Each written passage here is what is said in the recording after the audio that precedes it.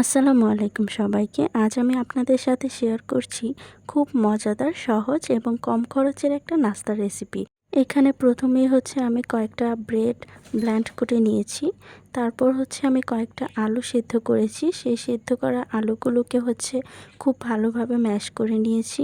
এরপর আমি এর সাথে যোগ করেছি কুচি করা পেঁয়াজ, কাঁচামরিচ, স্বাদমতো লবণ এবং স্বাদমতো মরিচের গুঁড়া। আপনারা এর সাথে ধনেপাতা অথবা নিজেদের পছন্দ অনুযায়ী বিভিন্ন মশলাও যোগ করতে পারেন।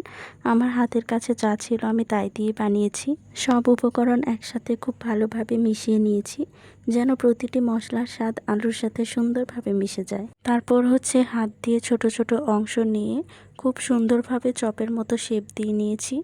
চপগুলোকে আরও বেশি মুচমুচে করার জন্য বাইরের দিকে ব্রেড ক্রাম্বের একটি কোটিং দিয়েছি। এই কোটিংয়ের কারণে ভাজার পর চপগুলো হবে দারুণ ক্রিস্পি আর দেখতে হবে অনেক আকর্ষণীয়। এরপর একটি কড়াইয়ে পর্যাপ্ত পরিমাণে তেল দিয়ে একে একে সবগুলো রোল ভেজে নেব।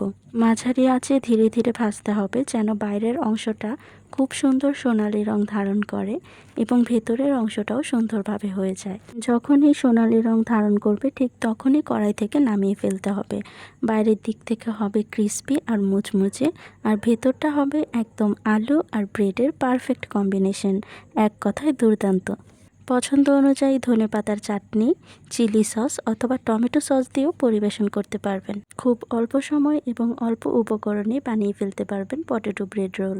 বিকেল অথবা সন্ধ্যার নাস্তা কিংবা বৃষ্টির দিনের আড্ডা অথবা অতিথি আপ্যায়নের জন্য এটাই হতে পারে পারফেক্ট একটা নাস্তার রেসিপি।